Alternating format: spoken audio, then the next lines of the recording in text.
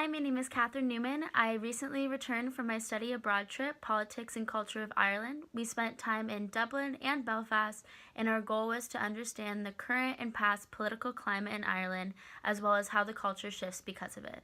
I will be presenting two case studies in this presentation, the first of which is the Irish Republican Army and its relationship with political party Sinn Féin and the Falls Road propaganda art. So we'll start this off by explaining what the IRA is briefly. The IRA is also referred to as the Irish Republican Army, and it was a militia group of individuals who believed in a united Ireland separate from Britain. Often they're referred to as terrorists. They believed in achieving a united Ireland, but through violence, not words. Ultimately, after a lot of their violent acts, the IRA needed a political party to represent them. Sinn Féin was actually established during the 1916 Easter Rising, but the political party didn't become relevant until the rise of the IRA. People really consider Sinn Féin to be synonymous with the IRA as right-wing Republicans, and they really ultimately needed the political party to convey their views to the public. Before the 1980s, Sinn Féin actually never ran for office. None of the representatives ran for office. It was really just a propaganda pusher and figurehead for the IRA's agenda and a way for them to make money.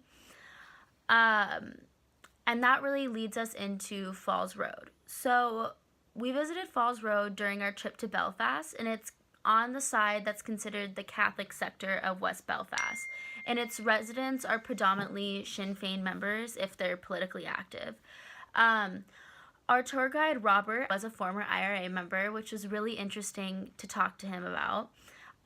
He discussed his time in prison and the education he received while he was there, and he ultimately said that receiving an education saved his life, and it provided him with hope for his community to move away from their violent past.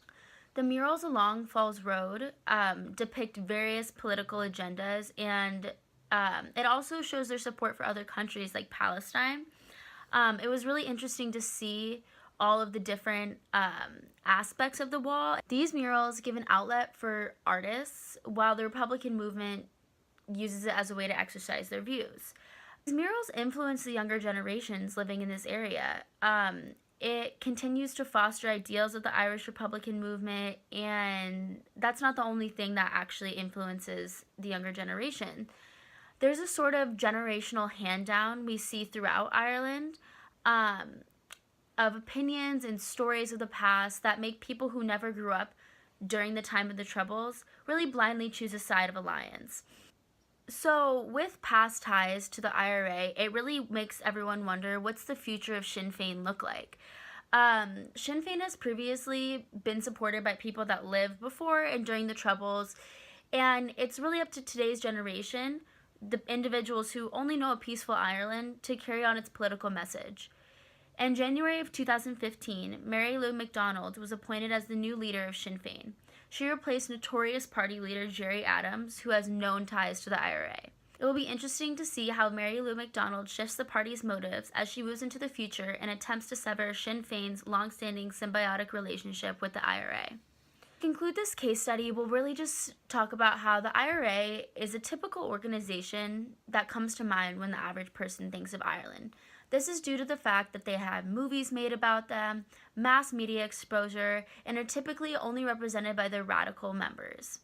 We even got a glimpse of how they have impacted literature in our assigned novel, The Ghost of Belfast by Stuart Neville. In The Ghost of Belfast, we follow Gerry Fagan, a fictional former IRA member seeking redemption for his crimes.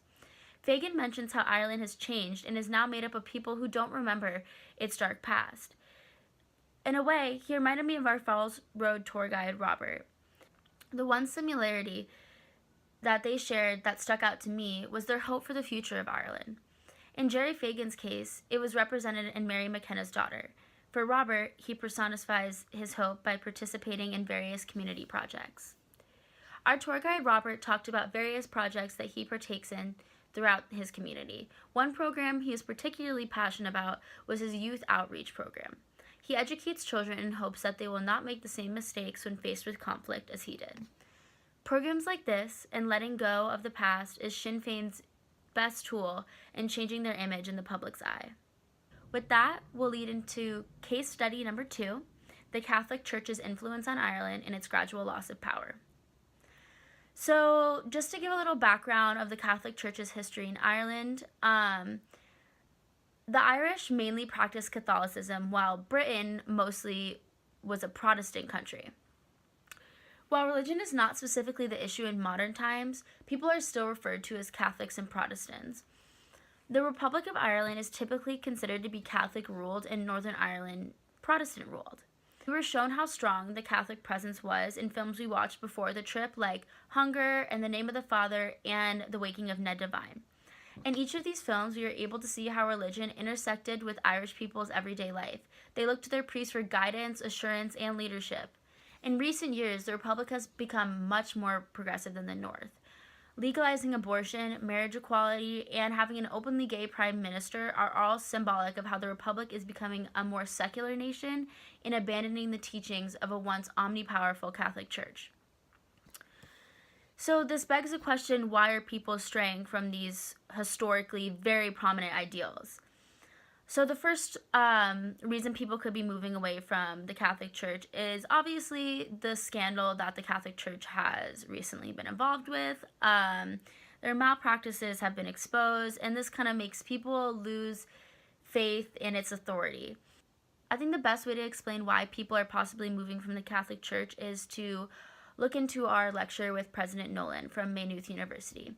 President Nolan shared his opinion on why recent referendums have reflected a separation from a historically very strong church and state. The first reason that he cited as a motivation for people to vote in their own self-interest was that Ireland has more connection to the world and the European Union than ever before. They also are now investing in a better education, and it's making younger generations question long-standing opinions. Also, people are ultimately tired of being told what to do, and they're using their vote as sort of a rebellion. An example of this is with the votes for referendums like abortion and marriage equality. They weren't just because of the younger generations. Older generations, he used his grandma as an example, are voting for these changes because they're tired of being told what to do by the Catholic Church. Another sector of Ireland that the Catholic Church is losing power in is the school system. So the Catholic Church has had a stronghold on the education system for a very long time. In fact, 96% of primary schools in Ireland are Catholic run. They're typically known for providing a better education as compared to Protestant run schools. Catholic schools provide a theological based perspective on learning without any opinion from the outside world. Secular schools are actually on the rise in Ireland. They're referred to as integrated schools, and they offer a more modern form of education. It fosters diversity in an environment where students can get a broader view of the world and start to question these traditional opinions. However, the Catholic Church's hold on education has ultimately impeded the growth of integrated schools. Catholic people worry about their children receiving an education that's different from their own. On the other side of that argument, people are becoming less religious. A poll conducted in 2018 demonstrated that 20% of people are not religious and are opting to provide their children with a more progressive form of education. With all this being said, it begs the question, what is the future of the Catholic Church in Ireland?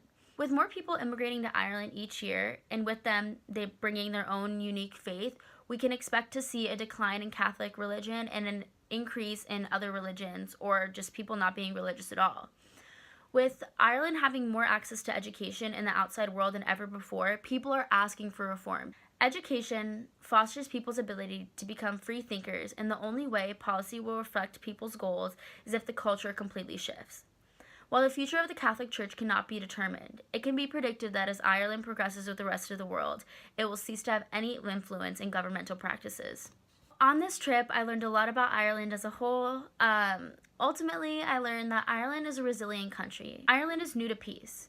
They have recently celebrated 20 years of peace regarding the era of the Troubles. With Brexit at the forefront of everyone's minds, it begs the question of what will happen to everything they have worked on thus far.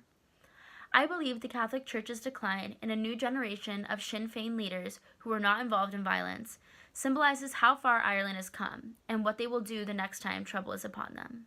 Thank you so much for listening to my presentation.